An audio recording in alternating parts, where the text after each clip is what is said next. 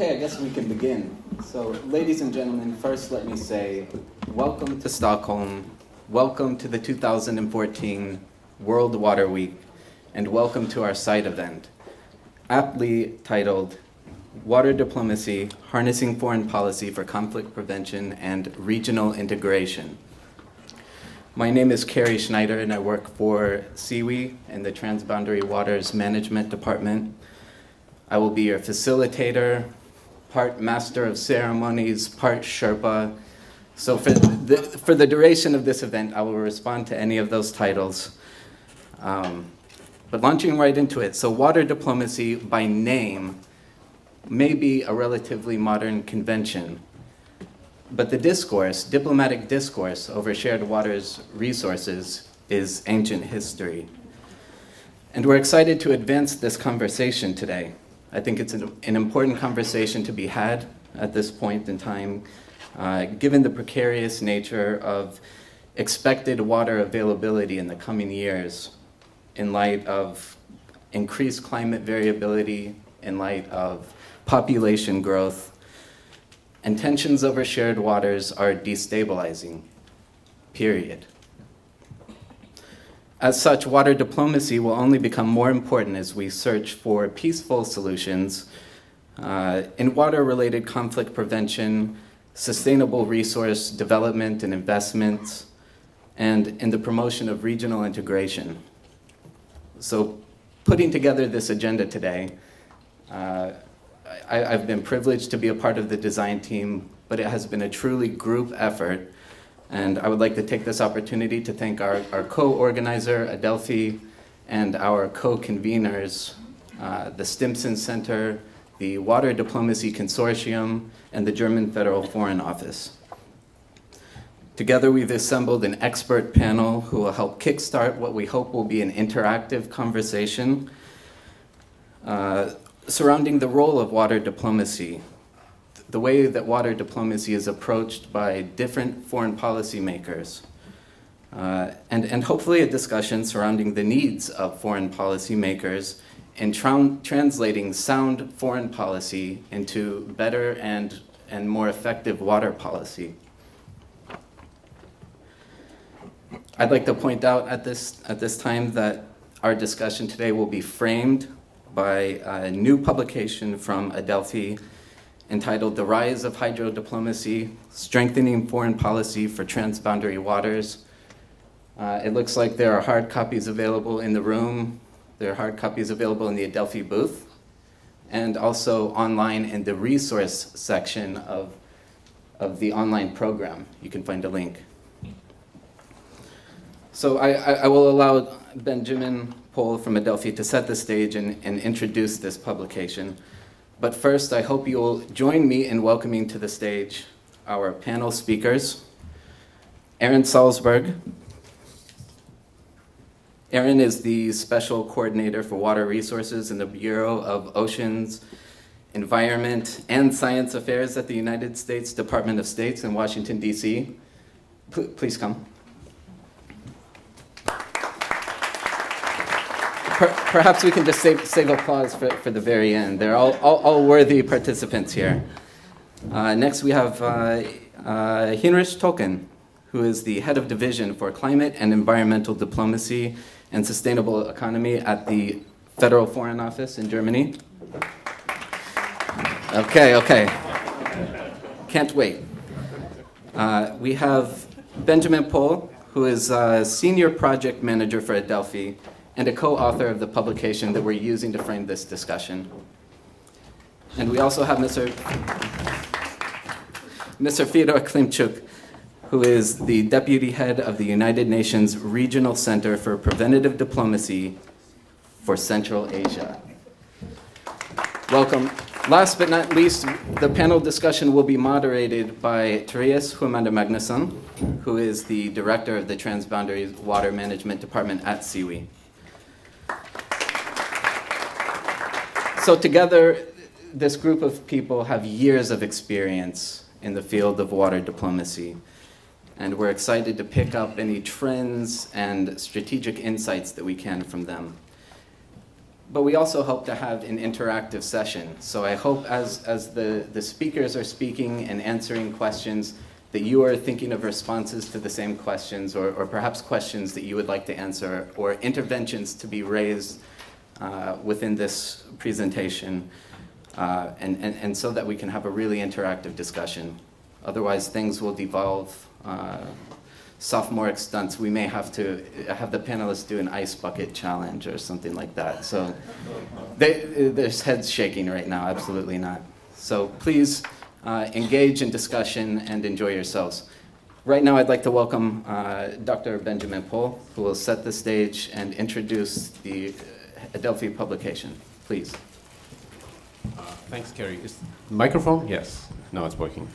Well, thanks. It's great to be here and to be able to present our report on how to strengthen foreign policy for transboundary waters. And I'm very much looking forward to getting your input as practitioners of water diplomacy. What triggered this report was the idea that perhaps the opportunities and challenges of cooperative water use are not always discussed in the right places. So there's a lot of work done at the level of technical and development cooperation, and that's absolutely indispensable. And then this work is often justified, among other things, in terms of the contribution it makes to conflict prevention and deepening regional integration. And that's exactly how it should be.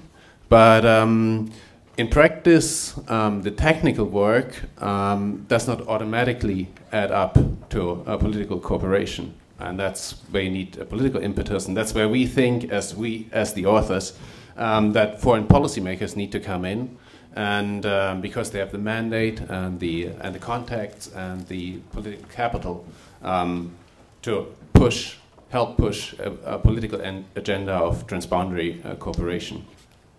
So the report's first part is basically about persuading policymakers beyond the water community that transboundary waters are worth their time and attention. The problem is that foreign policymakers in particular tend to be preoccupied with managing ongoing crises, so which begs the question, why spend time on conflicts that may or may not break out in 5 or 15 years' time if we have so many things to do today? My answer would be, well, you'll have to manage today's crisis, granted, but don't disengage from the structural problems that are upcoming, because you will have to manage them too. And dealing with them now means much more mileage on your investments, means much higher peace dividends than waiting for these problems to morph into real crises. And I would assume that most diplomats would in principle agree. And then they turn around and say, so what should we do? And this is the second part of the report, and the part that I suspect might be more controversial than convincing you of the importance of transboundary waters. So our report diagnoses 3 big challenges. The first one is a lack of agency. And when I say agency, I don't necessarily mean some big new bureaucracy to push around papers, but agency in the sense of responsibility for acting on the challenges and opportunities of transboundary waters. And this is not about having a unitary actor. This responsibility can and should be shared among many actors. But there need to be better mechanisms for ensuring that this responsibility is systematically discharged, and that there is an institutional setting that connects pivotal actors and that reinforces existing frameworks and initiatives and knowledge to ensure that appropriate action is undertaken in each basin. The second big challenge we diagnose is cooperation. Now I know that no one will object to better coordination and cooperation. It's only with the being coordinated where the problems usually start. It's easier said than done, but we think that there's big synergies, potential synergies between the low politics, let's say low politics of financial and technical cooperation and the high politics of foreign policy and conflict prevention. And these synergies should be used in a much better fashion. So, for example, if we think of the Sahel, there's water scarcity there fuels many conflicts, and so an improvement in the water infrastructure would, in many cases, be instrumental to improving security, and thus a key foreign policy objective. And at the same time, when it comes to improving livelihoods, the key development policy objective, foreign policy might be able to help by helping secure a political support for regional basin-wide approaches that avoid just shifting the problem of water scarcity and the attendant conflicts. So there are two aspects, of course, to better coordination. One, between governments, but I'm emphasizing the other one, which is, I think, no less important, which is within governments, across the various sectoral divides.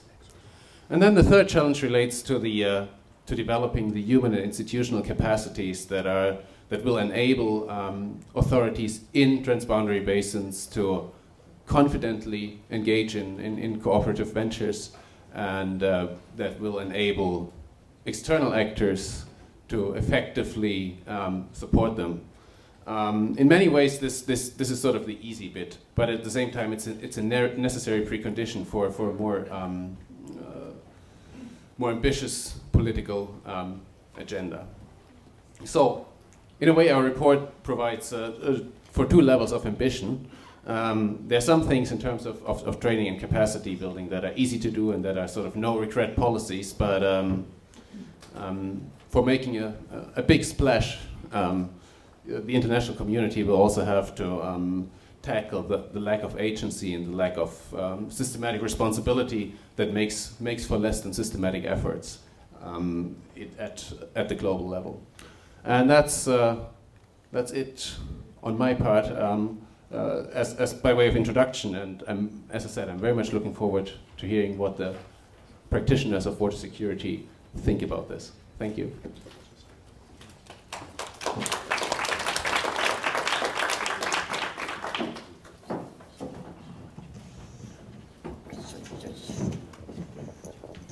Thank you very much, Ben, for setting the scene for us and the forthcoming panel discussion. I think you raised some very important issues on both the opportunities but also the needs for further engagement by foreign policymakers in what we can call water diplomacy engagement. This discussion, but also your report, comes very timely. I think what perhaps is most interesting here for us today is to actually discuss excuse me, how the different tools and mechanisms and approaches that we are using and perhaps will continue to use and develop, how can we adapt them and our approach to water diplomacy with the rapid global changes that we see influencing transboundary waters. Not only is it climate change, but increased demand for energy, new private sector investors worthwhile. So how will institutions and governments really adapt fast enough to these changes? How can we support them and better understand and make the analysis? I think we also should probably think through carefully how non-state actors influence and take perhaps sometimes the lead in supporting cooperation on transboundary water challenges. This context really necessitates us discussing perhaps new partnerships, new alliances in different regions, between different partners and across sectors. So by this I would like to set the scene for our panel discussion, and the intention is to really make you from the audience be actively involved. So I will ask these very experienced people a set of, I hope, a bit difficult questions. But please feel free to raise questions and comments so we make this very, very interactive.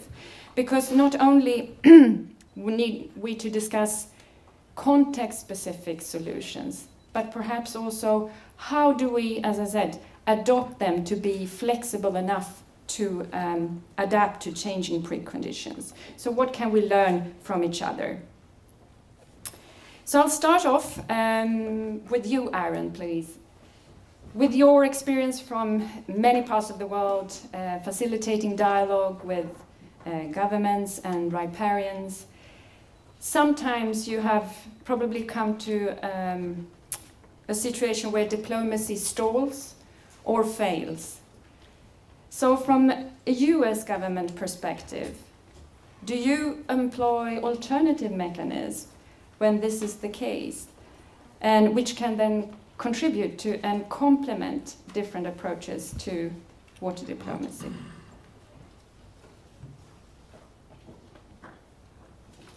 I think it works by itself. Magic. It is magic. The magic of technology. Thank you, Therese, and congratulations to the Adelphi team, Ben, and everybody else who put together this great report. It's great to see. You also raised a number of questions that perhaps we need to get out of the way as well as we start with some of these opening comments. But perhaps let me open with the fact that, look, it's not sometimes stalls and fails. It's almost all the time stalls, and lots of the times are really challenging to succeed in. These are very hard problems to solve. When you look at some of these transboundary basins, there are often very legitimate competing interests, not just over water, but over many other issues related to sovereignty, related to security, and these types of issues often occur within the context of a much broader set of political and development issues that often need to be addressed as part of these conversations on water continue. So these are really, really hard problems that get at some of the most fundamental issues that we as human beings take seriously. In many of these cases, the data is very poor, and the debate is often driven by myths rather than sound facts. That makes this a very difficult environment to work in. In all cases, these are problems that really the governments themselves have to solve. And so when we go into these situations, we have to think very carefully about what we're trying to do and why we're there. And often, I'll be frank, as a diplomat, we don't go in with a specific view or position of what the outcome should be. Success in one basin is not likely to look like what success in another basin is. And that success is really rooted in what the countries themselves think work for them in their situation and something that they're willing to live with and work to implement. And so our goal as diplomats is really to try to facilitate that process, to try to create an environment where agreement can take place and to remove impediments that might exist for growth and security. And that's a slightly different role than what many of our development experts might take on. This often requires very closely coordinated diplomatic and development efforts and taking risks, putting forward ideas that often individual countries can't risk putting forward because it might prejudice themselves or the positions that they might have with other countries. And in fact, often when we go into these situations, we take the blame. When things go bad, when the ideas are wrong, it's useful to have a third party to blame for that rather than the parties that are negotiating. And when you enter into this space, you're going to have to be tough. You're going to have to take those complaints. Ideally, we take all the blame and none of the credit as these processes unfold. And that's sometimes a tough thing for diplomats to do, especially when you think of our bosses. So the idea of failure, the idea of getting things wrong, it's really just a natural part of the process. And something that we have to internalize as we work on these problems and as we go forward. You know, I think our goal is really to do the best that we can to support the countries, to keep the lines of communication open, to keep the parties at the table, and to bring forward a set of ideas and keep a fresh set of ideas flowing into the solution space that allow the parties to think creatively about solutions without the risks of binding themselves to one particular answer. So maybe just as a start. Okay, thanks, Aaron, very much. And I'd like to turn to you, Heinrich. In many instances, some of the development partners' interventions in a transboundary basis is done in an uncoordinated way, we have to admit. But you are an EU member state. So can you expand a little bit about what would you see is the potential for the European Union with the Council conclusion on water diplomacy in mind? What would you say would you be able to do to work more collectively as the European Union to strengthen water diplomacy? Yeah, thank you. From what Aaron just said, I noted down 3 words: myth, sovereignty, and risk. I like these 3 words because on the one hand it's about doing away with myths and having a sound databases. The second point is to revisit sovereignty when it comes to talking about transboundary water issues. And the third one is really to take risks. And I think the EU has shown that it's ready, it has been ready to do all of this. With the EU Water Framework Directive, I think we have the most ambitious part of legislation in place that I know of, at least in the water sector. And Europe has gathered quite some experience when it comes to transboundary water basins. The Danube is the most international river, and a joint management scheme has been set up even in times of the Cold War, when it was very difficult to talk from east to west and west to east. So there's some experience here, but there's also a lot of technology, a lot of capacity, of wisdom, of institutions, of scientific knowledge in Europe. So these are the hard facts, if I may call them like this. But on the other part, the soft skills, so to say, are also very important. There's a strong commitment by many, if not most, EU member states to deal with water issues as part of the development cooperation or the general cooperation with third countries. And European states are, I think, engaged in all major river basins worldwide.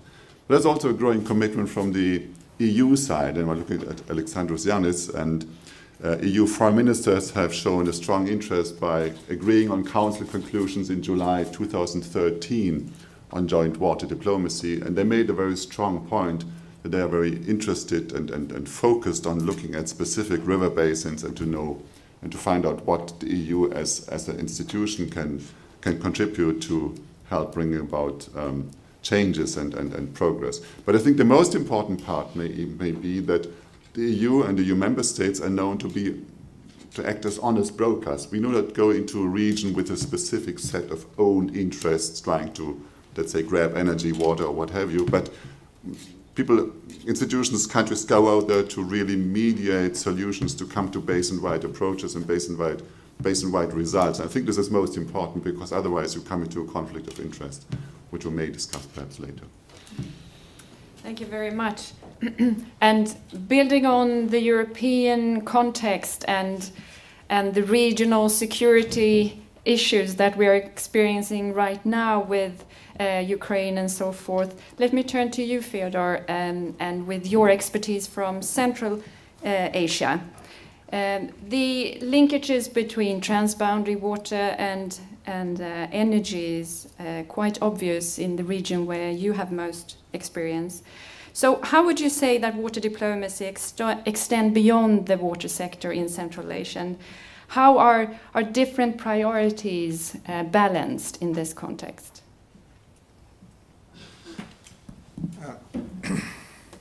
Thank you very much. I would say that water issues, water-related issues, are very high on the foreign policy agenda of each Central Asian states.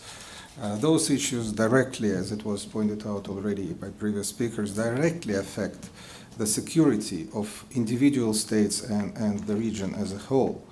And that's why I think that the importance of water issues can be demonstrated by the fact that in all Central Asian states, decision was taken to establish specific units within Ministry of Foreign Affairs that are dealing with water-related issues. At the regional level, we have also a unique regional organization that has survived many political turbulences in Central Asia, and I'm talking about the the International Fund for Saving the Aral Sea.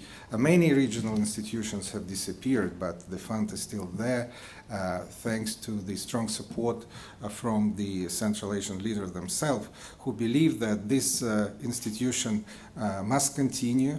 This institution is really needed and through these institutions, the Central Asian states are trying to find a mutually acceptable formula on how to manage their common natural resources. I think that despite serious serious differences in approaches on how to handle, on how to manage common natural resources in Central Asia, the Central Asians managed to avoid serious conflicts over water, and mainly through the direct engagement of senior politicians, and I mean the presidents themselves, mainly through the IFAS and other forums, to address those issues and to find a durable, a workable solution, maybe not for a long term, maybe ad hoc, but the net result we have that so far we managed to avoid serious conflicts over water in the region. Thank you. I think probably what I would like to bridge over to you, Ben, is that comment also raised by Aaron and others, that we are facing perhaps two different parallel tracks in terms of development cooperation and foreign policy. We have been discussing that back and forth, and I think you also mentioned it in your presentation. There needs to be a further bridge between these, but do we speak the same language? Do we have the same time frames, the same objectives? Not always. From your perspective, why is it important to distinguish water diplomacy in foreign policy? Well, I think that it's important to distinguish because it's such an. The first answer would be such an important topic, and I think it's the growing relevance of this topic is not perhaps. Has not fully entered the consciousness of, especially perhaps the foreign policy community, and of course I'm excluding the panelists who are here, and obviously I involved in these issues, but just as a much broader constituency, so that, let's say, the normal diplomats based wherever, and I think very often it's perhaps they don't feel fully comfortable at ease to get into water diplomacy because it involves quite a bit of technical, or it involves quite a few technical aspects, and without the right training, they might lack the confidence to engage and to try to help riparian governments to figure out what would be technically a good solution for the basins, and therefore, because they don't get engaged. The whole process is lacking the political impetus that they could bring along. Yeah. Would you like to comment, Aaron? I know that we have been discussing this. No, only that, I guess, from my own personal experience, when I talk about this with other diplomats, I actually don't think they know that this is out there. Because often when some of the hardcore diplomats hear about some of the challenges around some of these types of problems and the way it relates to peace and security, development issues on the ground, human issues and livelihoods, economic growth, but that these are not just technical issues, but they're social, cultural, political, financial challenges all wrapped into one, they get excited. So I actually think, I'm not sure that many diplomats appreciate that this is an opportunity that's out there for them, because when they find out, they all come to me and say, I want to do that. So I think it's maybe the other way around. Yeah. Henrik? I think I'm a hardcore diplomat. Foreign policy is about peace and security. And the way it works today, it seems to me that diplomats, foreign ministers act like a fire brigade. Whenever there's a conflict flaring up, they all rush in there and try to extinguish the fire and do whatever they can.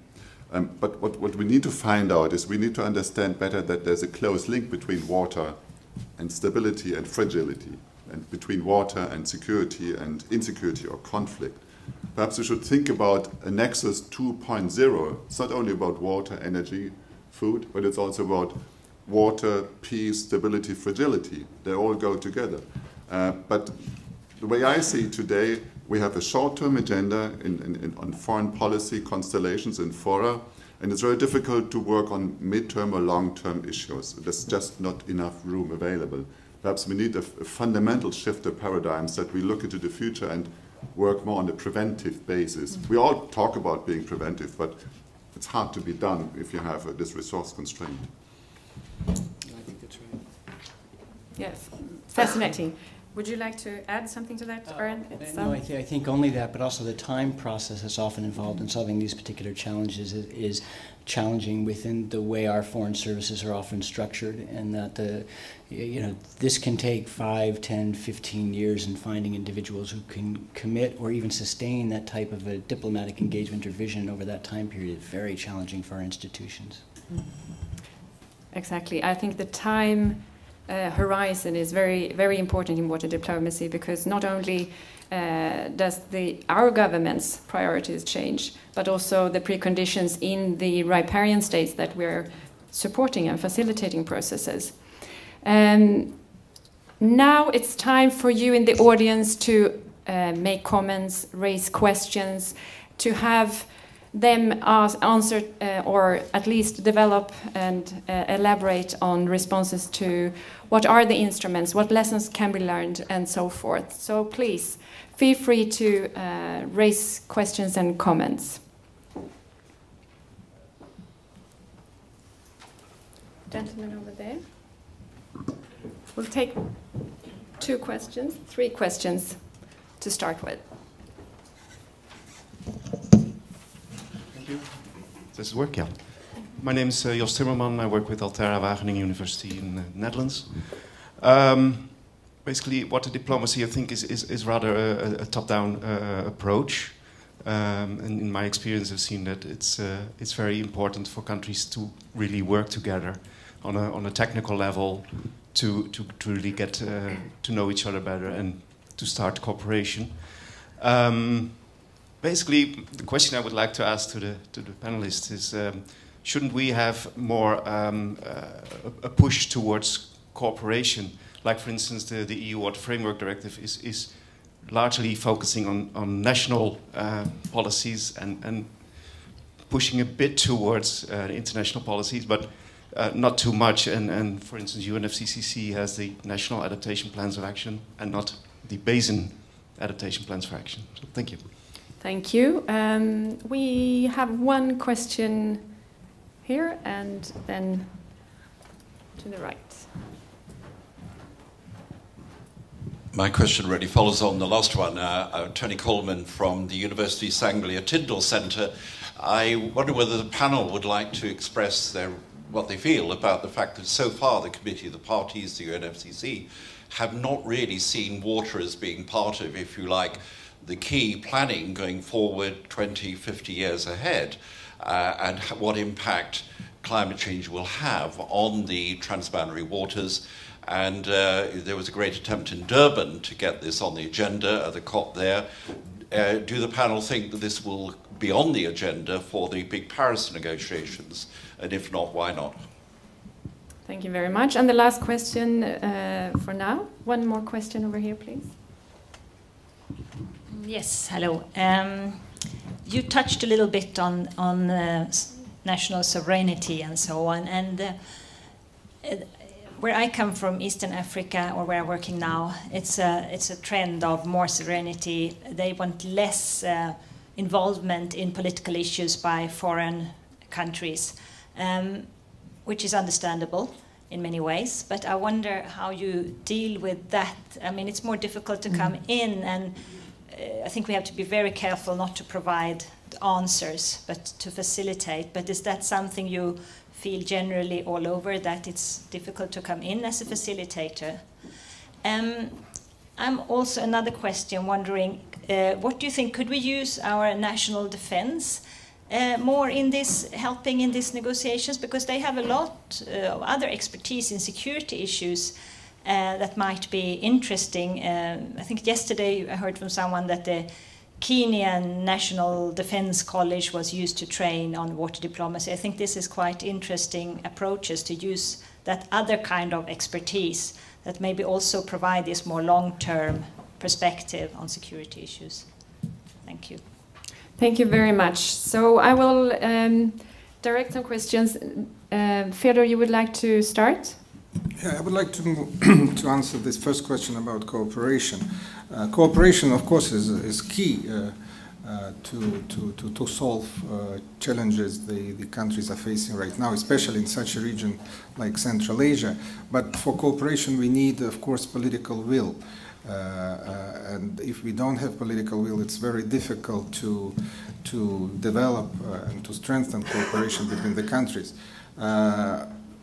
So what we are doing as a Center for Preventive Diplomacy in Central Asia, we are trying to show to the countries potential mutual benefits and shared gains they may get through enhanced cooperation. We are using specific examples of cooperation in other parts of the world and trying to apply this experience in the specific context of Central Asia. Of course, it's a long process because some countries they have some entrenched positions and very hard to change overnight, but still, bit by bit, we are trying to use our convening powers to bring them together, to focus on issues of interest to everybody, and step by step improve the atmosphere and create conditions conducive for the dialogue and cooperation. And when we are talking cooperation, it's not only regional cooperation, it's also bilateral cooperation. If countries manage to solve the issues bilaterally, it's also a big success. Also, we are focusing on the young generation, on young diplomats from the countries of Central Asia and also from Afghanistan. We're bringing them together, and one of the topics for those meetings, for those trainings, is water diplomacy, and we are trying to educate them. We are using some good experts, providing lectures on negotiation skills, conflict resolution, mediation, and it's a very good opportunity for them to network, to know each other. They will be future decision makers in their respective countries. So this, I think, is also a very useful tool on how to address these issues. Definitely. Thank you, Fedor. The next question was related to UNF climate change negotiations in Paris. Heinrich, would you like to say a few words on that?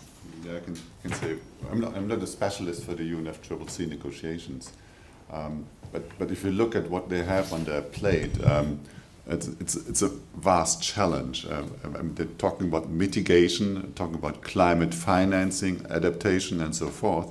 And everybody who's sitting in these conferences knows exactly that water is one of the biggest issues that we have to deal with when it comes to, let's say, countering, reacting to climate change effects.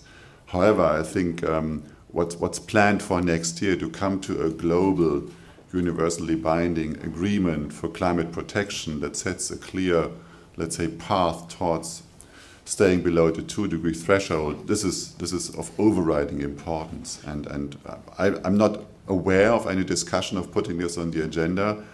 Personally, I have my doubts that it will be on the agenda, and I think we should focus on the agreement first. But Paris is not the end of anything. That means negotiation or climate protection. Then the real work, in my opinion, will start. And then we have to focus on issues like water, but many other issues. If you allow, I'd like to make a remark also about sovereignty. I think sovereignty is a very tricky subject. It lies at the heart of international relations. It lies at the root of, let's say, international law. And if countries retreat to claiming, well, this is my sovereign right, it's also a reaction to something that's going on out there beyond the borders. It's a sign that there's not a lot of trust, cooperation, and confidence, and so on. You can only start giving up on sovereignty if you have confidence that it will not cause any harm to your country. If there's no spirit of cooperation, of trust in a certain region, I can fully understand that countries will say, well, this is my sovereign right to use this and that resource. So in order to give up on sovereignty, in order to revisit sovereignty issues, we need to come to a high level of cooperation and trust, such as we have agreed upon in Europe, by the way. And we have learned a bit how to give up on sovereignty within our member states. Thank you. I mean, sovereignty is a key issue in water diplomacy, and it very much relates to the question we got from over here on third-party involvement. Aaron, would you like to expand a little bit on how do you balance sovereignty to care for the negotiations between the riparians themselves, and when should third-party foreign policy makers intervene?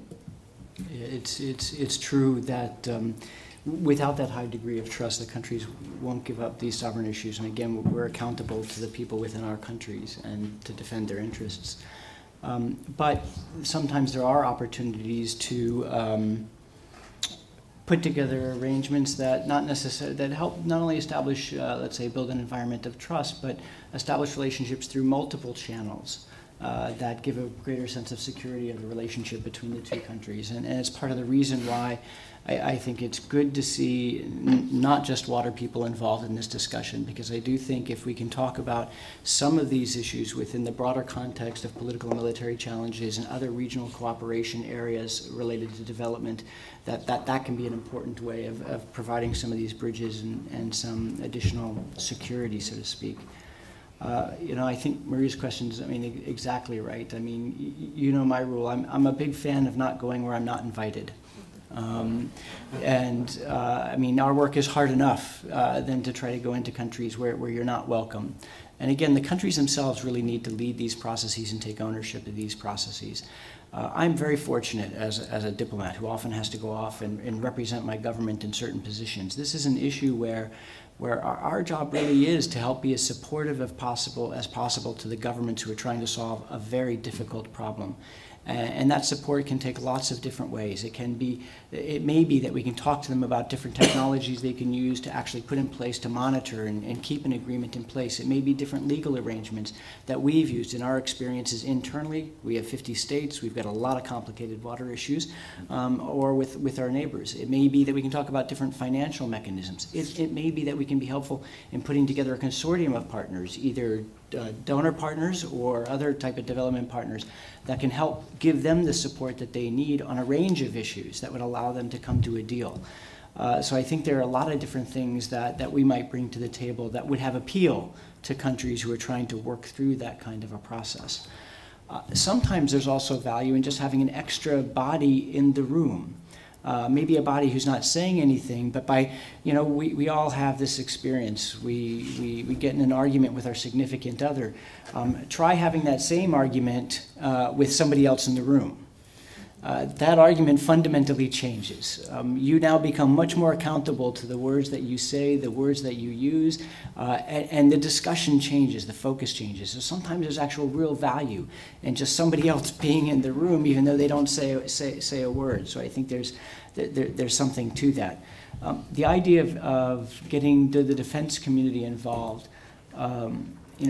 sometimes these are some of the most enlightened people that we get to work with in some of these governments. I'm always intrigued by just the background and the brilliance of some of the folks who work in the militaries in some of these countries.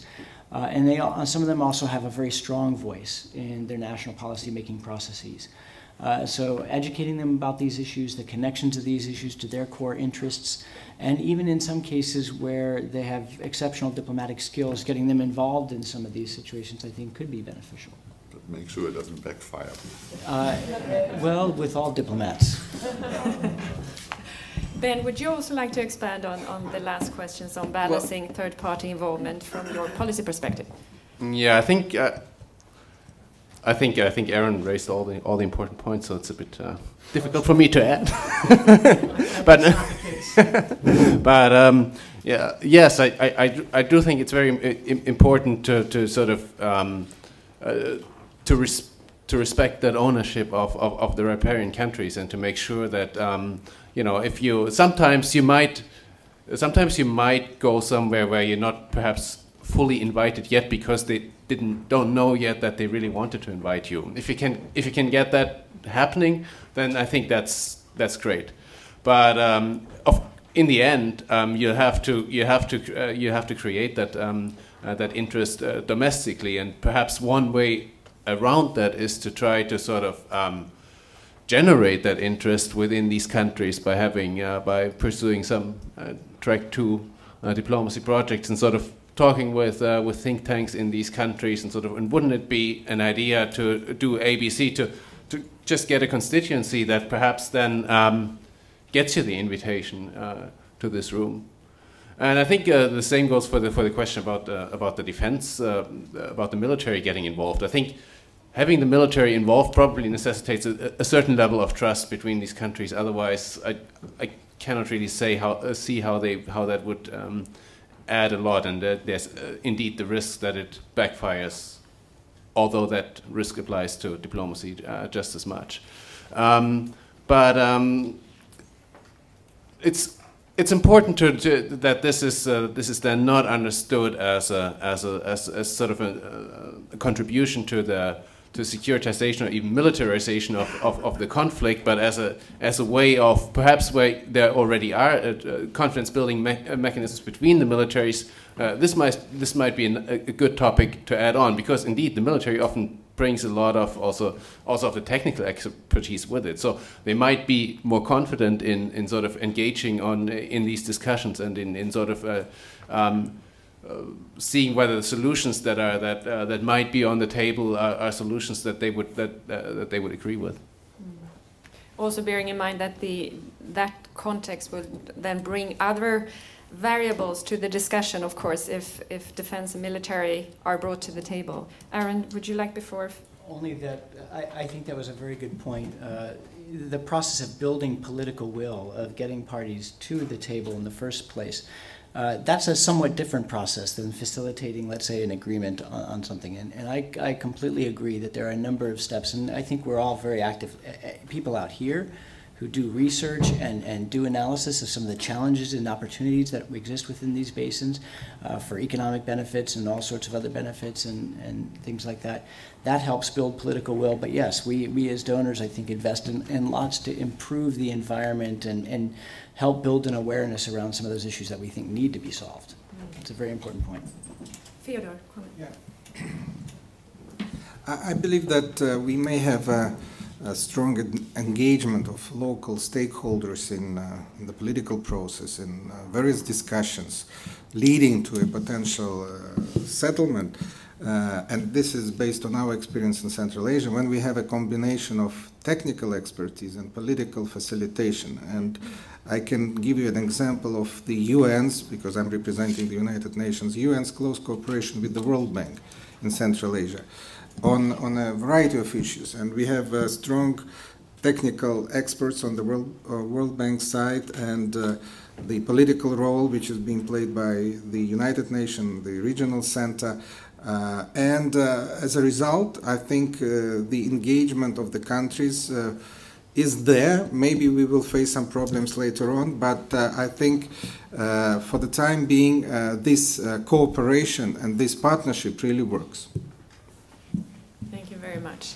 We have more questions. One gentleman over here. Where's the mic? There. And this gentleman here, and then I hope we have time for... Yes, please. Okay, yeah. While working for GWP, I was facilitating some workshop where Uganda's Parliamentary Committee on Natural Resources was assessing the government's, achievement in terms of water development. And there was a very interesting gatecrasher, and this was the Minister for Defense. Mm-hmm. And she came and said, look, you water people, you don't understand. This is a national security issue. You have to involve us more because, you know, in these countries, you have very porous borders. In fact, I believe that the borders only exist at the capital. You know, when it comes to the real border area, there is nothing happening. Two pieces of extremely good news from Africa.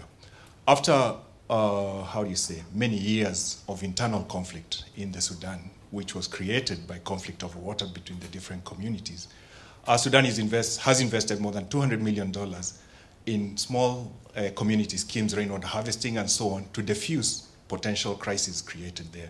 But what is more interesting is that they are now solving the 3,000-year dispute between Egypt and Ethiopia. And they're getting the two countries to agree on how to share, you know, the outputs or benefits from the Grand Renaissance Dam. So rather than being a source of a permanent problem the way we thought it would be, it has become a trigger for cooperation, which would maybe not have been realized otherwise.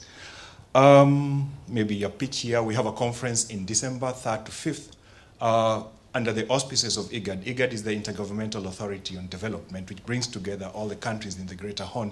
And we are actually addressing this issue of water for development, but also as a source of peace and security, because water-related conflicts are very intense and very long-lasting within this region. And what tends to happen is that when you have a drought, you have 600 to 1 million refugees moving over to the other countries, and they become a problem in that country. So one of the things I wanted to pitch here, I hope there are no lawyers in the room, is that we have to keep the lawyers out of this process until we have agreed on the essential fundamentals, and then only then, I mean, because they tend to, rather than, you know, framing or clarifying the issues, they tend to confound the things.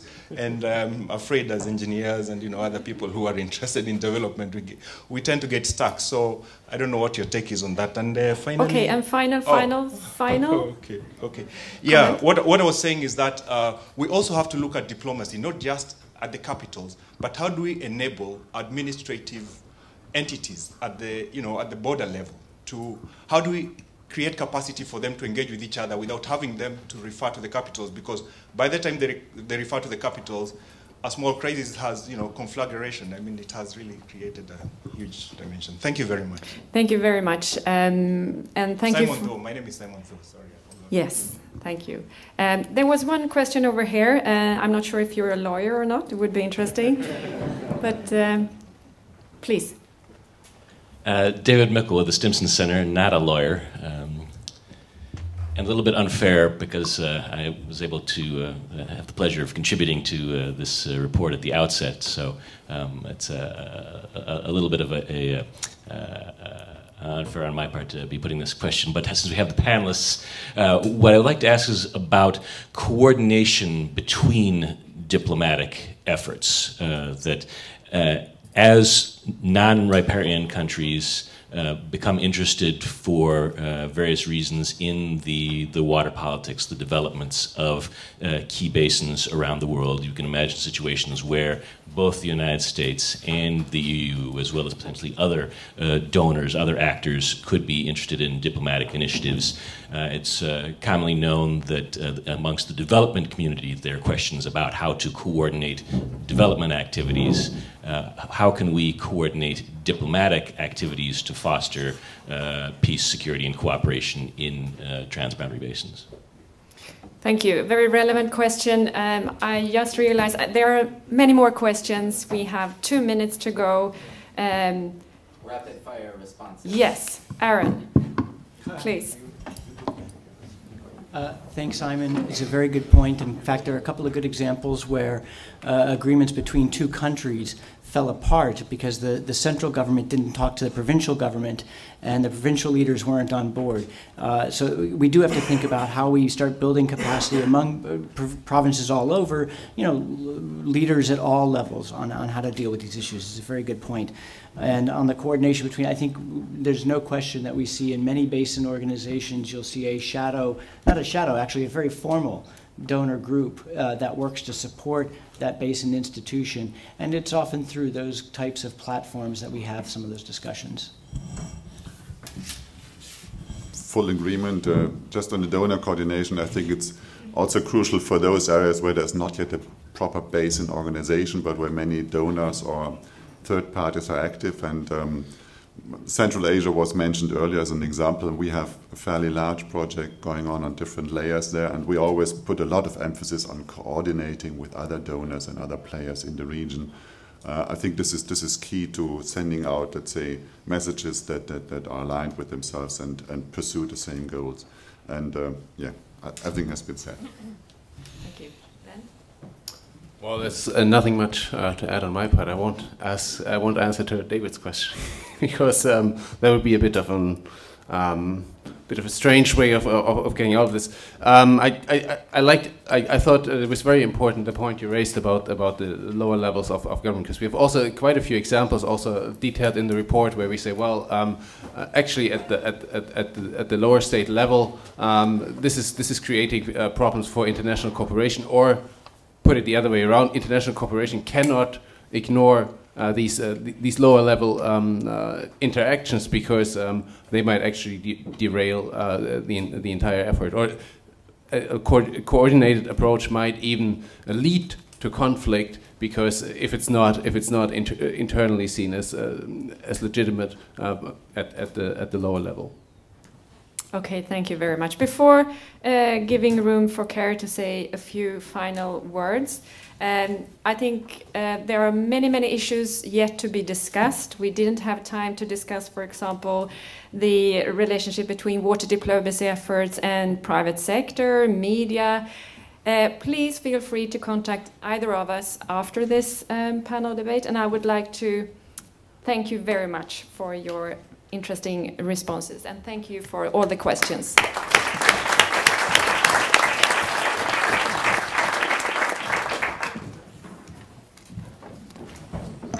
Thank you, Therese. Thank you to all the panelists, to you for participating. I think this is a worthy conversation.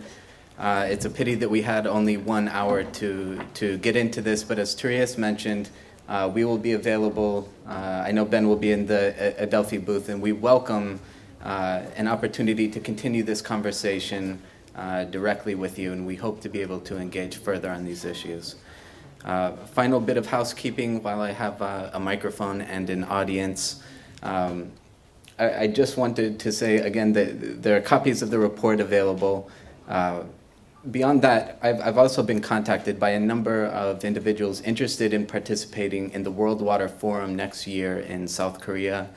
SIWI and IUCN will be responsible for organizing a session on water diplomacy and multi-level governance.